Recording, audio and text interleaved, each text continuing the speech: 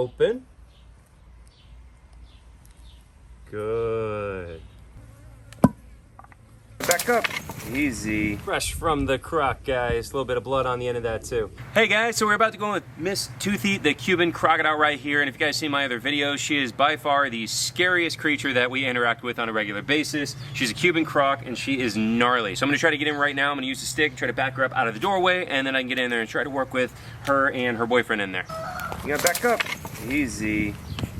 Come on. You gotta back up. You know, she's pretty smart. Well, she's not pretty smart. She's super smart. She's very, very smart. And so she knows what's going on here. Come on. There you go. Come on. Yeah, back up, girl. Now keep going. Come on. There you go. There's a good girl. So I got Gabby on camera, not only playing camera woman, but also watching my back here, because this is very, very dangerous stuff. So now that I got Toothy backed up, we're going to see if Aries will come up and hang out with us a little bit. Aries. Aries. Come here, buddy. Aries. This might take a minute too. There he goes. Move that back a tad. There you go.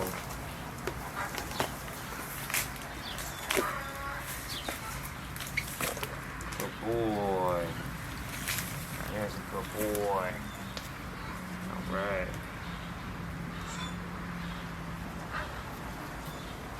Aries.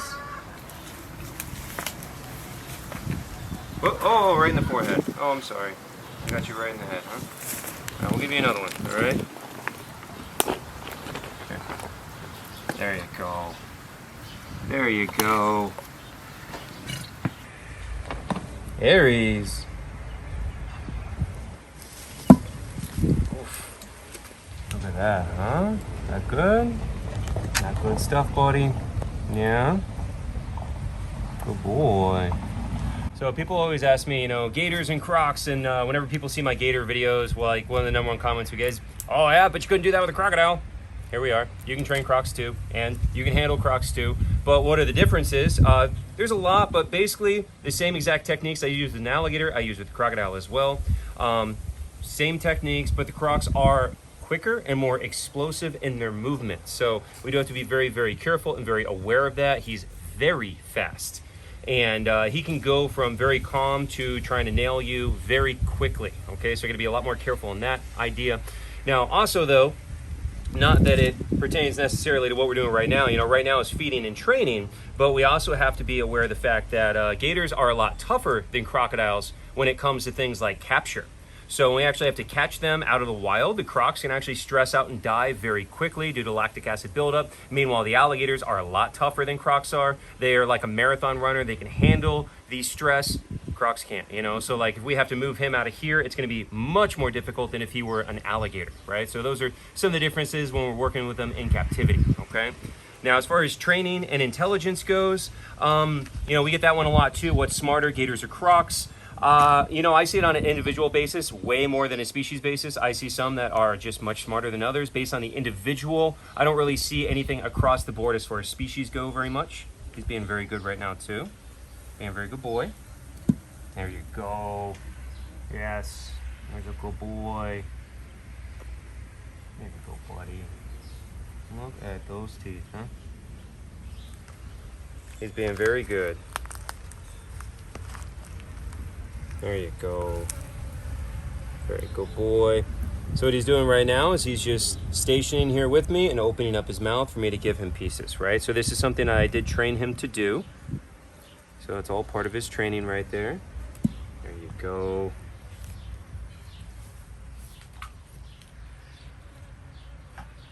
Good boy. So when I call his name, that's when he'll walk up and I hold the food up. He knows that's his signal to go up and try to grab the food. But then when we just sit here, he knows to just sit there and open his mouth. And I've been working on trying to get him to open on command. Open. Good. Very good boy. Yes. All right. Let me get you a piece. Open. Good. There you go. Yeah, is that good? You like that? Good boy.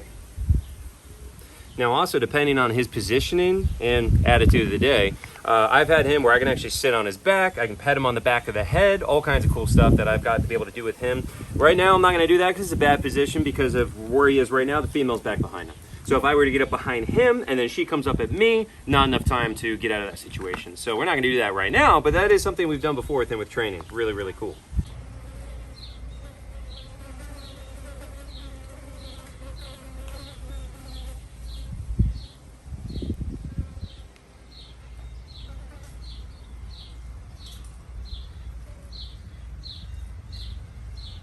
So some of the training that we work on with him is stationing, so getting him to sit still, not be reactive to me, not try to attack me, obviously, and rewarding him for being still like this. So I can get right up in front of him. He doesn't try to attack me. He knows he gets the food. Good boy. Yeah, there you go, buddy. So the key in doing things like that is only rewarding the right behavior, right? So we do positive reinforcement here. So when he is sitting still and he's not trying to bite me, that's when he gets the treat.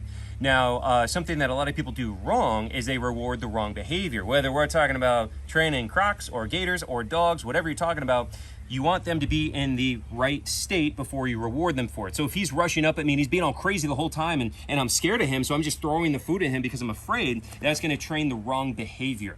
Right? And so that's a big mistake that you'll see in a lot of handlers working with these guys, or again, even dogs, you know, things like that. You want them to be in this this more relaxed state and reward that relaxation, not the high energy franticness and trying to kill you in this case, right?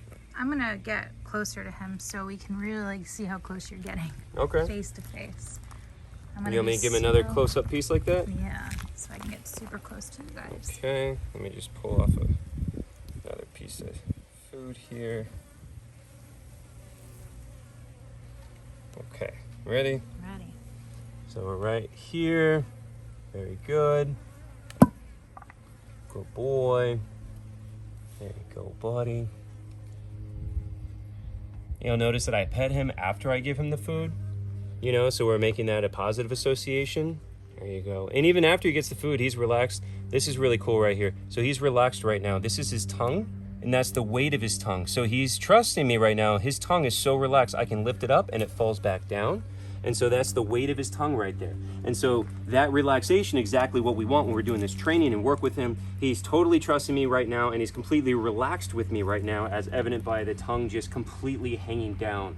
Now, if they're not happy, you know, or not even unhappy, but in that higher state of like, you know, franticness or anything like that, that tongue's not going to be hanging down like that. You know, this is truly a sign of a relaxed animal right here. And the fact that he lets me do things like that, again, right?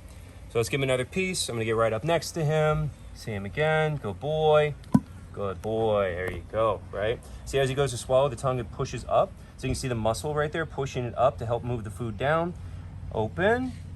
Relax, and see the tongue come back down, right? So that is a sign of that relaxation that we do absolutely watch for when working with him, right? Because a lot of people ask, what are the cues you go off of? There's not a lot, okay? They don't really tell you much. But this can also turn on a dime too, you know? If something offends him or scares him, he can decide to try to bite very quickly, so you always have to be ready. That's why I got the stick right here too, you know? Now the stick there, people ask, what's the stick for? To block. Okay, so if he lunges at me, I'm gonna put this across his mouth, prevent him from being able to get a hold of me. What we're gonna do now is I'm gonna take my stick and I'm gonna move it around his head and around his face. And this is trying to desensitize him to having things move around and not see them as food, not be aggressive towards them or you know, try to eat them. Oh, I'm just gonna try and move right there. Easy, buddy. So let's see if he's gonna be cool with that. So I'll take the stick. Now we've never done this with him, so I don't know what he's gonna do. But he's being very good. Do you want me to have a piece of chicken ready to reward him after that? Yeah, he's being very good. Okay, I'm gonna reward him. Good boy. There you go.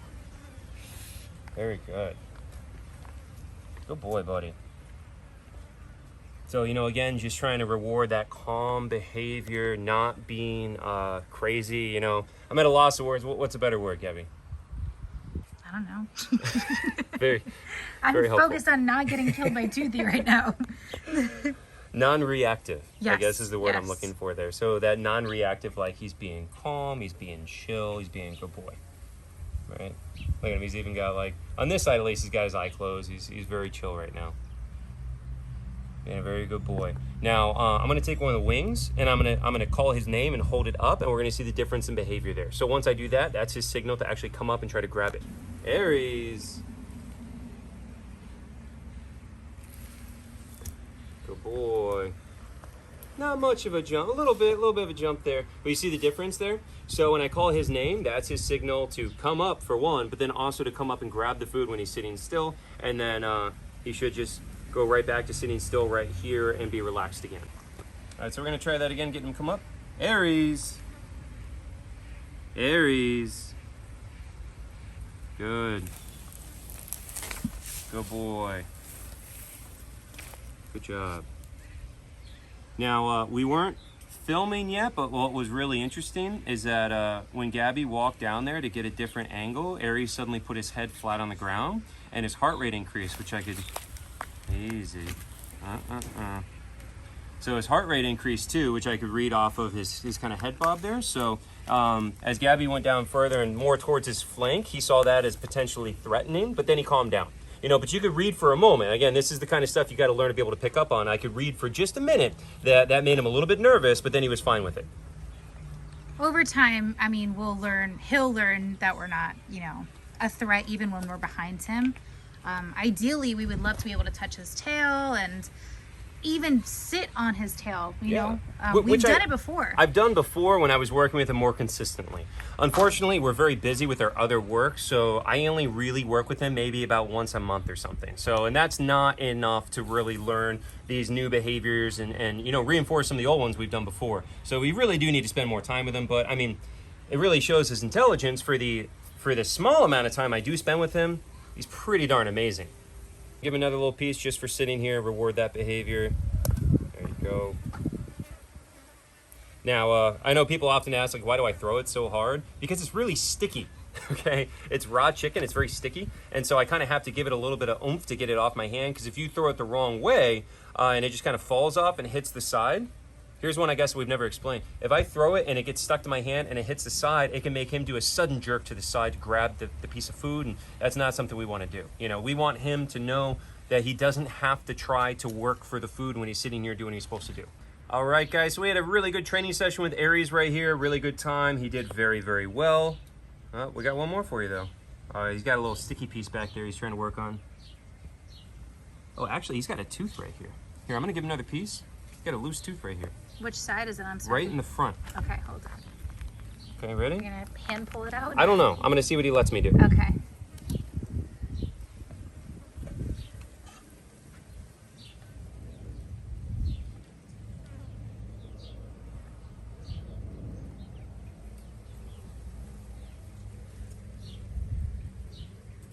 No, come on.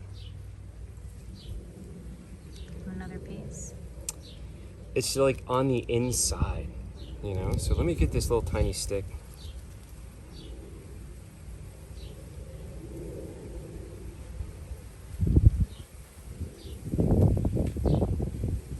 It's like broken to the side. It's ready to go. Here, let me give him another tiny piece, and as he swallows that, I'll try to get it with the little stick.